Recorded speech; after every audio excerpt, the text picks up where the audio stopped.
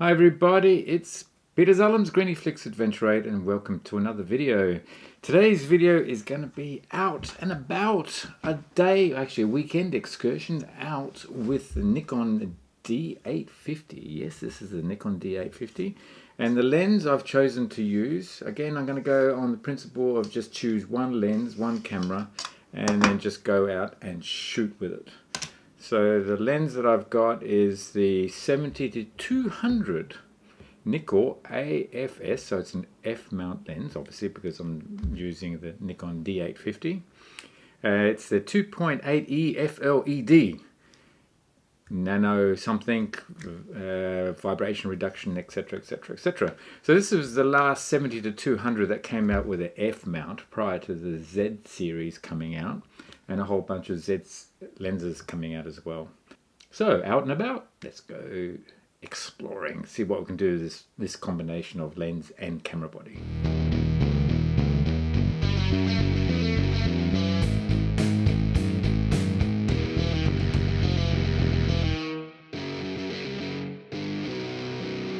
I'm actually filming with my Z6 camera, and I'm using the 24-70 S lens f4 lens, shooting at the 50mm focal length, so that's a bit different. Normally I'm actually got the camera much closer, shooting at the 24mm focal length, so I've got a more view of the table and everything, and you can see what's going on. So change of angle, 50mm. If you are a regular viewer, do you have a preference with the camera shooting at 50mm or at 24? I'm not entirely sure whether that makes any difference to you, but if it does, then let me know in the comments. Alright, the location that I've chosen is south of Sydney, an area known as the Coal Coast. Now it's called the Coal Coast there because there's a whole bunch of coal mining that happens. It's underground coal mining instead of the open cut coal mining, and it's underground, and there's an escarpment like mountains that actually go right to the sea, to the east coast of Australia. It's one of the most spectacular and scenic locations. There's a huge low off the coast, the eastern coast of Australia, and they're expecting large surf. So I'm going to do some surf photography and also capture some of the landscape and location around the area. In addition to that, there is a concert going on in a small town called Thirroul, in an old movie theatre called Anita's Theatre, and there is a performer there, Xavier Rudd, and he's outstanding actually. He's got Aboriginal connections, great music. I'm going to be trying to take some shots as well of his concert, so that's we'll go see what sort of results we can get, and I'll include a bit of a slideshow so you'll be able to see what's going on, as well as maybe a little bit of video as well of the concert. There will be copyright with the music. I don't think I can use his music, so I'm going to have to just choose some copyright-free music as part of the video. But I guess the main thing is I'll put in some apertures, some shutter speeds. The other thing, right. What's so special about the D850? It's to do with the large sensor size, so 45 megapixel or thereabouts. What large sensors or large density sensors offer the photographer these days is the ability to crop. If you start off with a good lens, great lighting conditions, with a good sensor, chances are you can actually take the shot. You may not be in the right position. I guess that's where zoom sort of helps. You can sort of zoom right in or zoom out, whichever. But the important thing these days is in the post-processing, there's just as much effort in taking the shot as it is in the post-processing to get the right sort of output or outcome that you want to show your audience. So cropping is really important, I think, these days, and to have a large sensor so you can crop down into detail and then exhibit your work, particularly a lot of it's electronic these days with TVs and mobile phones and computers. So the image that you can produce is outstanding for that sort of medium. And even if you need to, or you want to print it and put it up on a wall, you could still resize it even after cropping, and you can still have an outstanding shot. So that's the point of today's video, is to crop and see what you can get. And that you'll see the results. What other learning lessons can I say about this? It's a great lens. I know sometimes you can really get bogged down into the, is this lens better than that lens? Well, any modern lens, whether it be the mirrorless type lenses or the professional line of F-mount lenses for the Nikon, are outstanding, and they produce great results.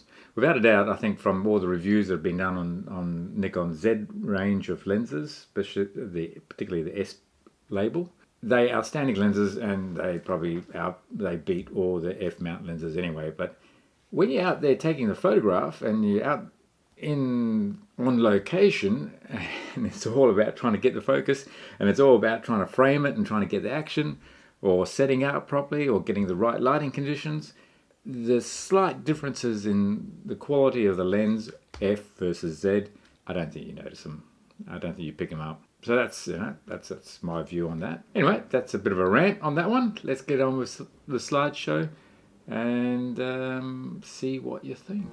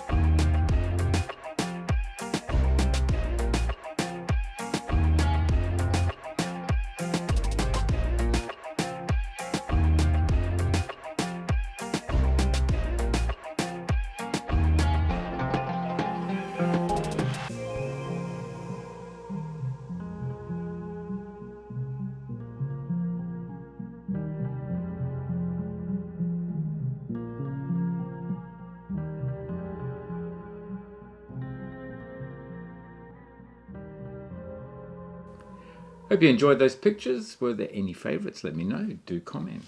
I have the mirrorless camera, the Z6, and I do take that out mainly for filming these YouTube videos.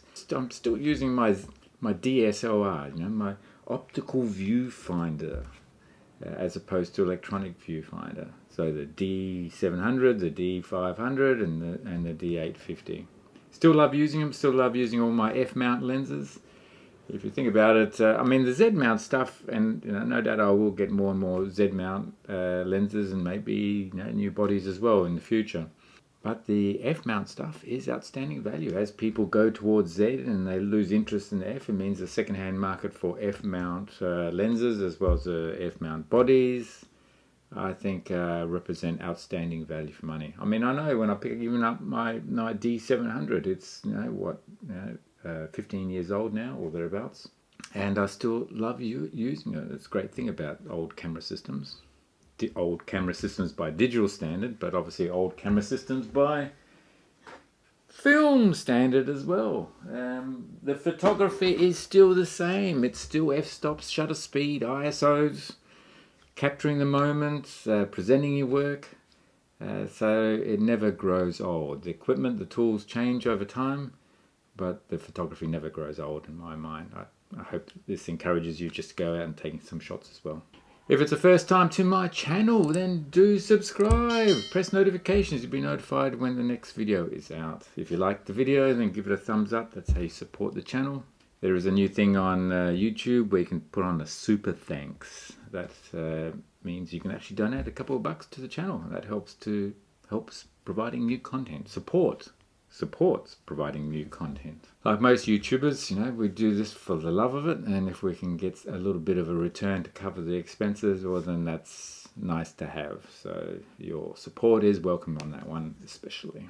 Alright, well thanks again for watching, and I look forward to seeing you on the next video. Thanks, cheers, bye.